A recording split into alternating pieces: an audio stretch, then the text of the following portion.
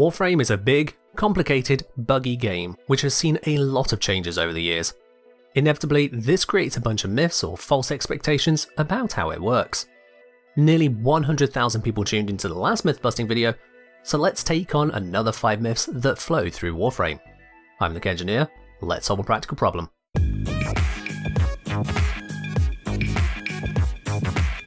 It's at this point that I should probably make some obvious call to action and tell you to do some quick and useful thing.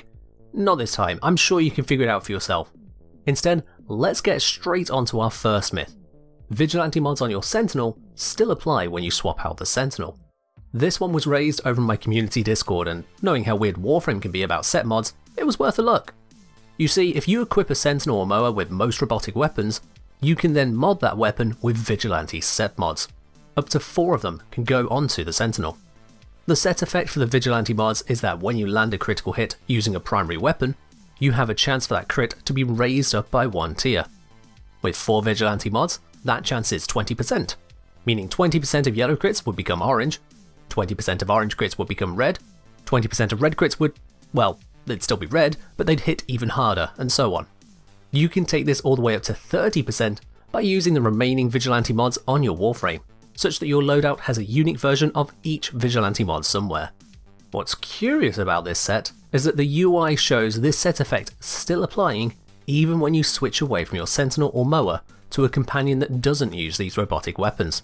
We see here my Vigilante mods on the Warframe still show 6 stacks of the Vigilante bonus. Sadly, and probably for the best, this doesn't actually work in practice. Despite the arsehole suggesting that 30% of my crits should be boosted, in reality we can see here just how few orange crits I'm getting compared to yellow crits with this Tenora Prime. In fact, to fully demonstrate, let's take off the Warframe mods. Either I'll have 20% orange crits from the set bugging out, or I'll have 0 orange crits due to it working as intended. Unsurprisingly, we don't actually see any orange crits now. So this myth is absolutely false. The UI incorrectly shows you get the bonus, but in actual play you don't. The next myth says that Vitality and similar mods do not buff your hit points as written. Vitality says you gain plus 440% health. As the only health mod going onto this frame, you would assume that means the health will increase to over 5 times its original value. What we see instead is significantly less health gained. What gives? Is the mod broken? As it turns out, Vitality is indeed increasing the Warframe's health by 440%. If I do the same on this unranked Warframe, you see the health does climb to over 5 times its original value. This health bonus is additive to other similar bonuses. One such similar bonus is that from simply leveling up a Warframe. Most Warframes gain plus 200% health over the course of leveling up. This means that the plus 440% mod is additive to that existing plus 200% bonus, taking us from 300% of base health to 740% of base health. The observed increase then is just under 150%. So Vitality does indeed give us plus 440% health. That's 440% base health. Moving away from our arsenal, the third myth suggests that Railjack units are tankier than normal units of the same level. Are they tougher, or is this just copium? In many normal missions, you'll encounter standard units like Elite Lancers and Heavy Gunners. Certain tile sets have variants of these units which are mostly the same, just with a different skin and occasionally a different gun. Mars has the Arid Grineer units, Uranus has the Drekar Grineer units, and so on. At first this appears to remain true heading out into Railjack. The Grineer units there, for example, are given the variants Cosma, Jaya, and Exo. But these units are no mere reskin. The Cosma, Jaya, and Exo Elite Lancers all have 4 times as many hit points as the ground-based Elite Lancers of the same level. Heavy Gunners don't appear to have a direct variant for Railjack, but instead they are replaced with the Gokstad Officer. While a Heavy Gunner, an already tough unit, has 300 health and 500 armor, the Gokstad Officer has 1000 health and 1000 armor at base level. For a mission in the Vale Proxima, ground enemies spawn at level 80 and above. A normal level 80 Heavy Gunner would have 425,000 effective hit points, but the Gokstad Officer instead has nearly 4 million effective hit points. This is less pronounced with Corpus units, with some, like the Railgun Mowers and Corpus Techs, having no change at all. but other units, like the basic crewman, they don't see an increase in shields, but their health is over 8 times higher. So with regards to Railjack units being tougher than the level suggests, there's no copium here. This one is definitely true. With enemies being as strong as they are in Railjack, you'll probably want strong crew. That brings us to myth number 4. Kuvaliches are strong as both defenders and on-call crew. A Kuvalich turned crewmate on a Railjack is locked to the defender role. This means they cannot repair, pilot or use the side turret. All they can do is patrol your Railjack to defend against boarders. The question then is, are they actually good at this role? A Kuvalich's stats are tied to the level you got them to before conversion. This means that in order to have the highest level, you need to pursue them all the way to the Kuva Fortress before pushing them out to the final confrontation. Even then, this brings a Lich only up to level 75. You are unable to customize them and their weapon, leaving them with their Kuva weapon untouched. If we compare this to a normal or elite crew member, they don't spawn with a fixed level, but instead with the weapon you give them modded how you see fit.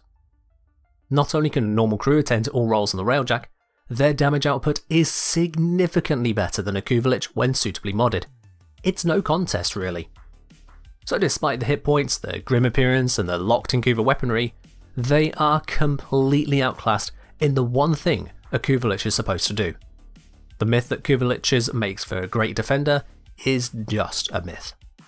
Now while Kuvaliches undeniably have a lot of tank, our 5th myth suggests that Sentinels simply aren't tank enough to be useful in high level missions. Is this true? To test this, I've taken Carrier Prime with the Verglass weapon into the Steel Path Exterminate mission Adaro found on Sedna. I've also brought Inaris Prime, who incidentally many people will say also can't tank high levels due to having no shield gating.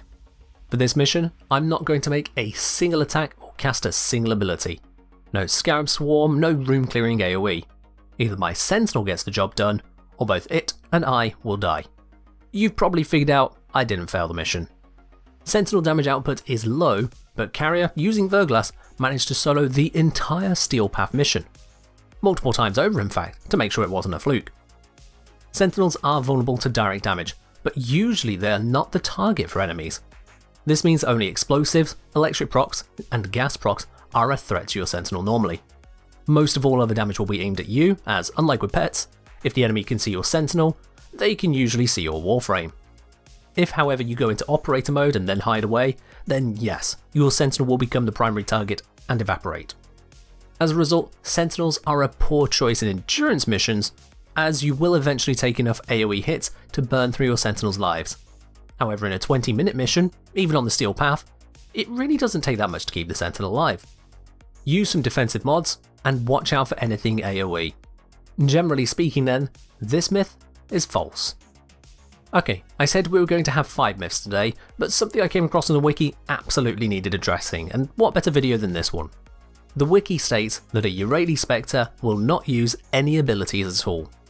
Surely not, right? Well, it turns out that not only does the Spectre refuse to use a single ability that Yrali has, including her passive as Spectres mostly ignore their secondary weapon, it also seems that this Spectre has absolutely no idea how to use a sniper rifle. Legitimately, this accuracy is diabolical. On seeing this, I can confidently say that Yrali makes for the worst Warframe Spectre. Yrali aside, if you haven't already, make sure you check out the previous videos covering community questions and myths about this very strange game. If there's something I haven't covered, let me know in the comments, and maybe I'll address it next time. That's all from me for now though, so as always, use Sentinels, not Liches, and fight well, Tenno.